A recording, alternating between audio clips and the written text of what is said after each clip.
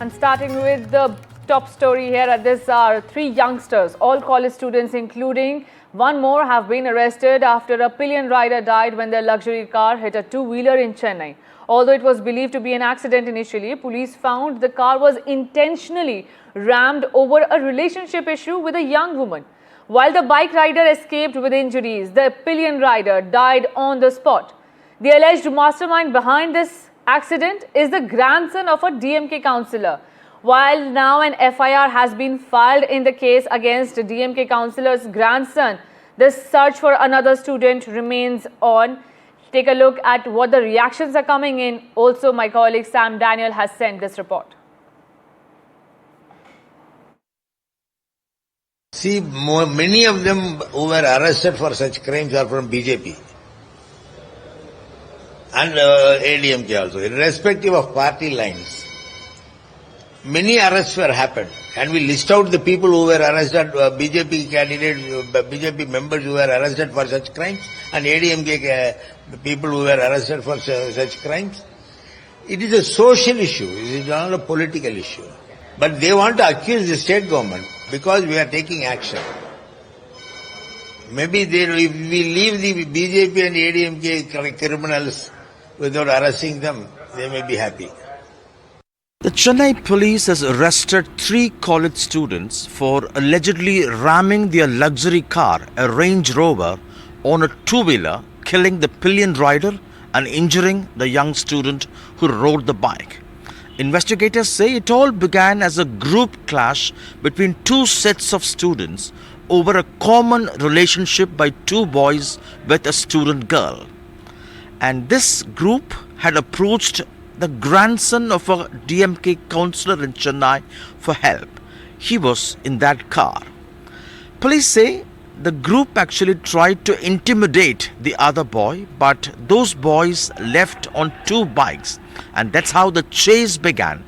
And they missed the real target and they rammed their car into another bike, killing Nitin Sai, a student, on the spot, and the other one is now being treated for his head injuries. Police have arrested them and have filed a case of murder, and they're also on the lookout for another student who actually was in that car. The ruling DMK says this cannot be seen through the prism of political affiliation, but only as a social problem, and that stringent action is being taken irrespective of the political affiliation of one of these accused. This comes amid allegations by the opposition of declining law and order and a rise in crime, something the ruling DMK and the state police have denied, saying that it's only a spurt, and in every such case stringent action is being taken and trial expedited. In Chennai with Suresh, Sam Daniel, FIR NDTV. And ahead of the Tamil Nadu poll battle, OPS and Stalin are meeting and greeting. Will O. Paneerselvam, ex-Tamil Nadu Chief Minister, join the DMK fold or not remains to be seen. But before that, he has finally made his way out from the NDA fold. And this comes after first he met MK Stalin in the morning for a morning stroll, and then in the evening, there was a meeting between Tamil Nadu Chief Minister MK Stalin, the visuals are on your screen, and O. Paneerselvam meeting. However, the Tamil Nadu Chief Minister's office has said that this meeting was regarding Stalin's health. But take a look at the report. He would call this meeting as a courtesy meeting following MK Stalin's recent hospitalization. But his options are quite limited. As you said, his vote bank has dwindled, except a few pockets where he has the support of the sections of Thevar community. But he could split votes for the AIADMK BJP alliance in that sense. The other option political observers are looking at is the possibility of him joining hands with active Vijay's TVK. Getting into the DMK fold could be a kind of a risky proposition for him, because he would be seen as someone who has betrayed the AIADMK party and the loyalists, as the AIADMK looks at the DMK as their arch rival. And this would also prove earlier allegations of Sasikala true, because at that time when he was expelled, the allegation was he got cozy with the DMK at that point in time. but he seems to play his cards quite carefully. He is also waiting perhaps for the outcome of the petition pending with the Election Commission with regard to the two leaves symbol, and based on that outcome he could probably decide and clarify his next political move.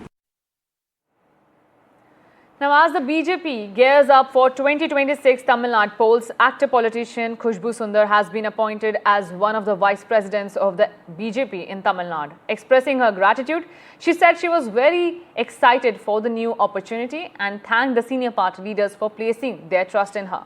What's her viewpoint on alliance with TVK? Take a look at this. Actor Khushbu Sundar has now been elevated as the Vice President of Tamil Nadu BJP. Joining us now, Khushbu herself. Khushbu, congratulations. Thank you very much. Thank you very much for your time. What does this recognition mean to you? It means a lot because I think it has come at the right time, and it came as a huge surprise to me because I wasn't expecting this. So my heartfelt thanks to the Prime Minister Naddaji and B.L. Santoshi and my State President Nainar Nagendran sir for pushing me. Party is gearing up for the upcoming assembly elections in Tamil Nadu. The word coalition seems to have created so much of friction between the BJP and the AIADMK, with the BJP reiterating that, Mr. EPS saying no. Do you think the alliance will survive? I'm sure it will. When we're talking about the coalition, when you're talking about alliance, I think it always matters that you have a clear picture, very, very clear dialogues, because if not today, tomorrow. It's a long-standing relationship. So I think the senior leaders are in talks and everything is in line. So we just look forward to working together. Mr. OPS has snapped ties with the BJP. Not many parties have allied with you so far. Which are the parties you are still hopeful of? Doors are open to others to come and join us who believe in the good governance of Prime Minister Modi and the BJP. As far as AIDMK is concerned, we have seen when EPS sir was the Chief Minister of Tamil Nadu, how he has worked for Tamil Nadu. Your friend Vijay? No, I think I always say Vijay, more than a friend, he's like a brother to me. He may be on the other side of the fence, but then if his idea is very clear that he wants to defeat DMK, then I think he should be intelligent enough to come and join BJP and AIDMK alliance. He has called the BJP as his ideological enemy though. Nobody is a permanent enemy, nobody is a permanent friend when it comes to politics. This is the first lesson given to me by Dr. Kalingar when I joined DMK way back in 2011. So anything can happen, you still have 8 months to go.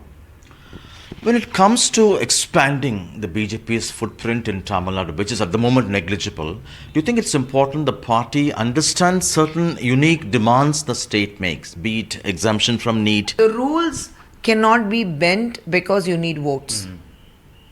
We are very clear. We are working for the country. We are not working to gain sympathy or gain votes. We completely understand and we want the well-being and the future of our children to be safe and safeguarded. For that, if we have to take strong decisions, and again I say, this policy was brought in by the Congress, not BJP. We think that NEET is the right way to move forward to cut out the quacks what we have in the country. Now shifting our focus, YSRCP Chief Y.S. Jagan Mohan Reddy has alleged that Andhra Pradesh is experiencing an emergency-like situation under the TDP-led government, citing the arrests of several YSRCP leaders and heavy police deployment to deter public gatherings. Jagan's Nellore visit has turned stormy amid the political blame game. Take a look at the reactions. Road to stop people from coming. Such is the fear in him. He doesn't want people to come. He doesn't want people to express their anguish over Chandrababu's regime. Such is the fear in him because he has failed in every promise he has given. It has been 14 months. Super 6 and Super 7, which have been his electoral promises, have gone for a toss. The entire governance has collapsed. The plight of the farmers, the plight of the students. This is the situation in Andhra Pradesh. And to make sure that this plight is not heard, this man is resorting to Red Book Constitution. Shifting our focus to Bihar, where in Patna's Janipur police station area, a shocking incident unfolded. Criminals entered a house and burnt alive 2 children of an AIIMS nurse. The deceased children were named Anjali and Ansh, who had just returned from home from school. They were the children of Shobha and Lallan Kumar Gupta, residents of Janipur. Police reached the spot and have begun the investigations. इस वक्त हम पटना से सटे जानीपुर इलाके में हैं और मेरे सामने जो आप ये घर देख रहे हैं, इसी घर में उन दोनों मासूमों को जिंदा जला दिया जाता है। घटना के बाद इस इलाके में लोगों में काफ़ी आक्रोश है। मौके पर पुलिस बल की टीम पहुंची हुई है, एफएसएल की भी टीम इस पूरे घटना की जांच पड़ताल कर रही है। लेकिन कहीं ना कहीं एक बड़ा सवाल खड़ा होता है कि दिन में उनके घर में अपराधी घुसते हैं और एम्स में उनकी मां कार्यरत है, उन दोनों बच्चों को जिंदा जला दिया जाता है। उनके साथ हमारे मामा हैं, उनसे बातचीत करेंगे। कैसे ये पूरी घटना हुई है, क्या कुछ आप लोग कहना चाहते हैं इस पूरे घटना पर और क्या कार्रवाई चाहते हैं? घर के गार्जियंस लोग तो ड्यूटी जाते हैं, सुबह ड्यूटी गए हुए थे। बच्चा लोग स्कूल गया हुआ था, स्कूल से 12-1 बजे के आसपास छुट्टी होता है। वो लोग स्कूल से बच्चा लोग आया, जिस तरह डेली के अनुसार डेली आता है, अपना घर में जाता है, खाना पीना खाता है, पढ़ता लिखता है, सो जाता है। उसके अनुसार सब लोग समझ गए सो गया होगा। लेकिन जैसा कि यहाँ आने के बाद में हम लोगों ने देखा कि घर के बेडरूम में अंदर में आग लगा हुआ है, दोनों बेड पे ही बच्चा पड़ा हुआ है। बाहर से धुआं आ रहा था। प्रशासन लोग आया तो गेट देखा कि जिस रूम में डेड बॉडी पड़ा हुआ है उसका गेट बाहर से बंद किया हुआ है और मेन गेट आगे का खुला हुआ है। ऐसा कोई अज्ञात अपराधी है जो अंदर में जा करके सब बच्चे को आग जला करके मार दिया और रूम का दरवाज़ा बाहर से बंद करके निकल के भाग गया। 2 बजे छुट्टी होने के बाद बच्चे का मम्मी आती है तो देखती है कि यहाँ तो रूम बंद है, धुआं आ रहा है, आवाज़ देती है, कोई नहीं खुलता है। तब तक बहुत लोग आ जाते हैं। आगे की घटना जो है लोग देखने के बाद ही पता चलता है। किसी पर शक है इस पूरे इलाके में जिस तरह से ये घटना घटी है? ऐसा किसी से दुश्मनी तो हम लोग का है नहीं, किसी तरह का कोई अथी नहीं है। लेकिन क्या कहा जाए, किस पे शक किया जाए? पुलिस प्रशासन से क्या आप लोग चाहते हैं, कैसे इसकी पूरी घटना की प्रशासन अभी तक कोई सपोर्ट नहीं, उस सब घटना का लीपापोती करने में लगा हुआ है। तो बच्चे की माँ एम्स में सिक्योरिटी गार्ड की नौकरी करती है और यही वो घर है और इस घर में इस घटना को अंजाम दिया गया है। काफ़ी ही भयावह ये घटना है। कहीं ना कहीं प्रशासन पर भी गुस्सा है लोगों का कि पिछले 3-4 घंटे से जो है पुलिस मौके पर पहुंची हुई है, लेकिन जितनी तेज़ी से जो एक्शन होना चाहिए था इस पूरे मामले में वो एक्शन अभी तक दिखता नज़र नहीं आ रहा है। लेकिन जिस तरीके से ये घटना हुई है, कहीं ना कहीं एक बड़ा सवाल भी खड़ा होता है। इस पूरे इलाके के लोग इस घटना के बाद दहशत में है कि दोपहर 2 बजे के आसपास अपराधी आते हैं और इस घटना को अंजाम देकर फरार हो जाते हैं। हालांकि इस एरिया का अब जांच किया जा रहा है, सीसीटीवी फुटेज इस एरिया में पुलिस चाहेगी कि उसको ट्रेस किया जाए और उसके बाद अपराधियों की जल्द से जल्द पूरे मामले में गिरफ्तारी हो। पटना से कैमरा पर्सन सगूब आलम के साथ रमन राय, NDTV। And now shifting our focus to India's stand on the 25% tariff that will come into effect from tomorrow. Union Commerce Minister Piyush Goyal addressed the Parliament today regarding US President Donald Trump's decision to impose 25% tariffs on Indian goods. Mr. Goyal emphasized that the government is focusing only on protecting India's national interest and will take all necessary steps to safeguard the welfare of farmers, workers, entrepreneurs, exporters, as well as MSME sector. Take a look at the reaction.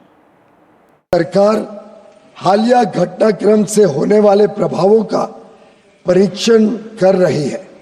वाणिज्य एवं उद्योग मंत्रालय निर्यातकों और उद्योग सहित सभी हितधारकों से संवाद कर इस विषय पर उनके आकलन की जानकारी ले रहा है। सरकार हमारे किसानों, श्रमिकों, एंटरप्रेन्योर्स, उद्यमी, निर्यातकों, सूक्ष्म लघु और मध्यम उद्योगों और उद्योग जगत के सभी हितधारकों के कल्याण की रक्षा और संवर्धन को सर्वोच्च महत्व देती है। हम अपने राष्ट्रीय हितों को सुरक्षित करने और आगे बढ़ाने के लिए सभी आवश्यक कदम उठाएंगे। Like Mr. Modi, who is afraid to take Mr. Trump's name in the parliament and condemned the statement of Trump, again Piyush Goyal has shown that not even he has mentioned the word of Trump or the US government.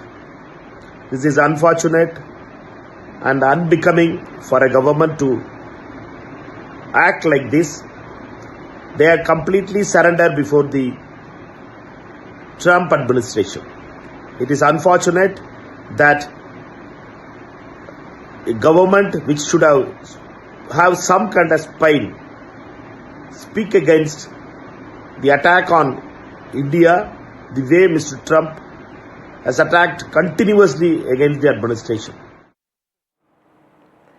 Now, Trump's tariff has divided the India bloc. While some are criticizing the Modi government's foreign policy, calling it a flop, others are questioning and saying that why politicize it when India is not bowing to Trump's and his bullying tactics while imposing 25% tariff on Indian goods. Take a look at this report. First came the tariff, then the tirade. A day after slapping a whopping 25% tariffs on imports from India, Donald Trump dropped another bombshell. Hitting out at India and Russia, he wrote on his Truth Social, "I don't care what India does with Russia. They can take their dead economies down together for all I care." However, he has also affirmed that Prime Minister Modi is a friend and US is still in talks with India. Prime Minister Modi is a friend of mine, but they don't do very much business in terms of business with us. They sell a lot to us, but we don't buy from them. You know why? Because the tariff is so high. They have one of the highest tariffs in the world. Now they're willing to cut it very substantially, but we'll see what happens. We're talking to India now. We'll see what happens. It doesn't matter too much whether we have a deal or whether we charge them a certain tariff, but you'll know at the end of this week. 24 hours later, Commerce Minister Piyush Goyal's address in the Parliament on tariff issue. सरकार हमारे किसानों, श्रमिकों, entrepreneurs, उद्यमी, निर्यातकों, सूक्ष्म लघु और मध्यम उद्योगों और उद्योग जगत के सभी हितधारकों के कल्याण की रक्षा और संवर्धन को सर्वोच्च महत्व देती है। हम अपने राष्ट्रीय हितों को सुरक्षित करने और आगे बढ़ाने के लिए सभी आवश्यक कदम उठाएंगे। Shortly after Trump's dead economy post, leader of opposition Rahul Gandhi ran away with it. Everybody knows that the Indian economy is a dead economy. I'm glad that President Trump has stated a fact. Rahul's bid to target the BJP government and the Prime Minister using Trump's dead economy remark backfired immediately, with his party colleagues and allies taking an opposite stand. It may be just a bargaining tactic. As you know, the trade negotiations are still going on. And therefore, there is a possibility that in the course of negotiations, this may come down. I wish our negotiators good luck and good courage, because we can't afford to buckle under. We have to keep our national interests as number one. तो हमारी आर्थिक स्थिति कहीं से भी कमजोर नहीं, तो इसलिए हम आर्थिक रूप से कोई हमें कहे कि हमें खत्म कर देगा, उसकी गलतफहमी है। तो ट्रंप की गलतफहमी जी रहा। सर, इम्पोज किया जो टैरिफ की तो मैंने आलोचना की कि ये गलत है। टैरिफ इम्पोज करना, हर देश को अधिकार है कि किसके साथ व्यापार करे, उसमें इस तरह रोक लगाना, ब्रिक्स के खिलाफ बोलना, रशिया से इम्पोर्ट के खिलाफ है, बिजनेस के खिलाफ बोलना, ये उनका जो है कतई उचित नहीं है। Slamming the dead economy remark, Congress ally Shiv Sena Uddhav Thackeray's Member of Parliament Priyanka Chaturvedi wrote, and I quote, "Calling it a dead economy can only come from a position of arrogance or ignorance." BJP leadership was quick to taunt the confusion in the opposition camp, comparing Shashi Tharoor and Rahul Gandhi. On a social media post, BJP's K. Annamalai wrote, "One spoke for India's interest and the other spoke in a tone that would please his offshore masters." Amid intensifying politics over tariffs, Trump reiterates India as a friend but not ready to accept India-Russia bonhomie at the same time. Back-channel talks and negotiations are on, but the question remains, will there be a breakthrough?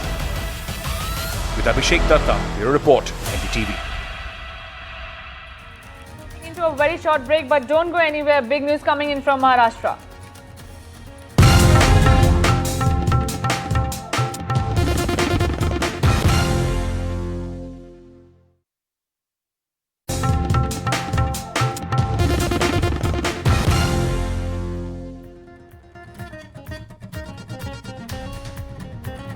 And big news coming in from Maharashtra, where the agriculture minister is now facing punishment. Why? Because he was caught playing rummy inside the Maharashtra assembly, and after this, the Maharashtra government has now taken strict action against their own Neta.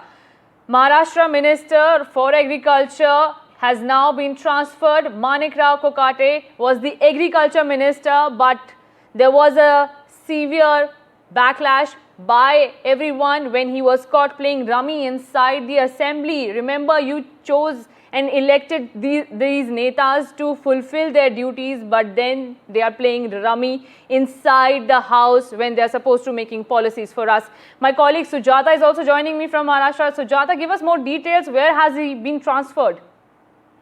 Well, absolutely. And in a major reshuffle within the Maharashtra cabinet this time, the state government has now officially removed Minister Manik Rao Kokate from the agriculture portfolio that he was earlier assigned. And this time he has been now assigned a new role, a new ministry of the Department of Sport and Youth Welfare. Now, we know that Dattatreya Bharne, who was earlier the Sports and Youth Welfare, has now been given the Ministry of Agriculture. Now, we know that the government has had issues that was at the cabinet level orders, and it was to execute the departmental change, which was very important after a video that was being circulated of the minister playing an online rummy game within the assembly. While, however, he tried, wrapping that up and also giving reasons that he was actually watching a YouTube video and that was a part of the ad, but that couldn't be hidden. And it also saw major backlash from across the state, where people were demanding action against this.